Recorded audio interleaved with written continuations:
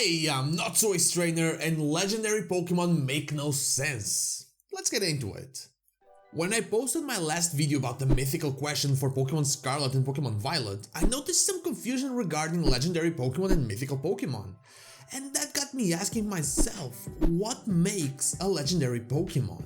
I'm going to be honest, I did my best to try and find you an answer, but as with most things Pokemon, this doesn't make a lot of sense lore-wise or at all. So, what is a legendary Pokemon? Well, a legendary Pokemon should be part of a legend or myth, right? It should have a story that is told or passed down from generation to generation or from person to person. Legendary Pokemon are part of the legends of a region, and so they will be considered legendary Pokemon. It makes perfect sense. So that should be the end of the video right there, right? But then I started thinking, what legends are there about Mewtwo or Chipnall? Both were man-made Pokemon. They were even recently man-made Pokemon. One could argue that Gladion going around Alola with a completely unknown Pokemon and there being diary entries from Mewtwo could create said legends, but I'd say that not a lot of people would have passed that down since no one else talks about it. I can't really imagine Mr. Fuji in Lavender Town going on about how he used to perform in human genetic experiments on a Pokemon.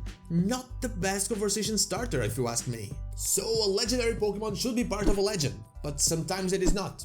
Got it. So what do they have in common?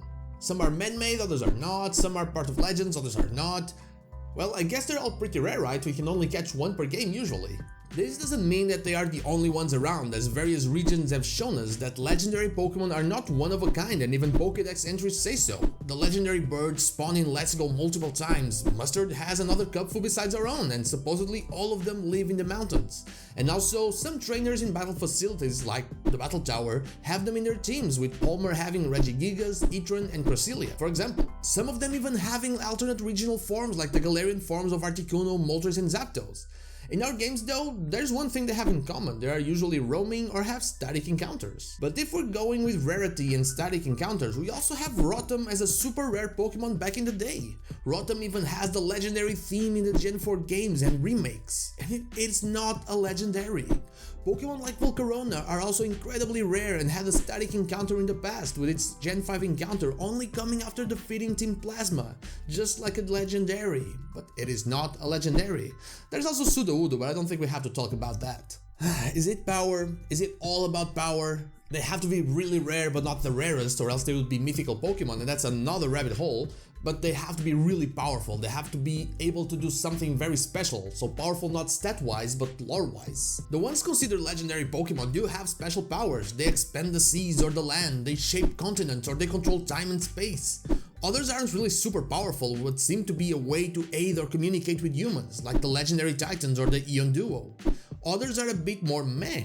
Mewtwo is kinda just very strong, Type-Null and Silvally are like a bootleg Arceus. These two completely break the mold of what a legendary Pokemon is or seems to be. It would be awesome if we had a device that could tell us these things, that could simply explain to us why a Pokemon is legendary or simply define them as such. Oh wait, we got it, it's the Pokedex. But the only Pokemon that is defined as a legendary is Arcanine. This is one of those situations that eventually got retconned. Supposedly, Arcanine was a legendary Pokemon in China, and eventually with the release of Gen 7, they changed that and it became a legendary Pokemon in Eastern folklore. That Eastern folklore might be the folklore of Hisui, which is strange since the past seems to be pretty much buried in the Sinnoh region. But we can't deny that Hisuian Arcanine was a noble Pokemon, and noble Pokemon were blessed with the power of Arceus. So are noble Pokemon legendary Pokemon? Not that we know of, but if we consider the rarity, with noble Pokemon being only one at a specific time, having incredible power as they were blessed by Arceus itself, and definitely being part of legends passed through generations as we saw in Hisui, we should really bow down and kneel. All hail the only true legendary. All hail noble Hisuian Arcanine. As you can see, there is absolutely no way to explain why a legendary Pokemon is a legendary Pokemon. Game Freak's marketing team or the Pokemon Company's marketing team just chooses that and we just go along with it. There are so many Pokemon with legends about them and myths about them. There are so many powerful Pokemon out there, and some of them are actually pretty rare. but only some of them will be the chosen ones. So anyway, what is your favorite cover legendary? Mine is Ho-Oh from Pokemon Art Gold Soul Silver and Pokemon Gold, so let me know yours in the comments down below, and if you have a better explanation, please let me know about it. And now, like the video if you like it, dislike if you don't, and don't forget to subscribe to the channel for more Pokemon content, and also ring the bell so you know when the next video is out. You can follow me on social media and Twitch, I stream there Wednesday to Sunday, not Saturday, or join our Discord, all the links are in the description. Thank you so much for watching, and I'll see you all on the next one.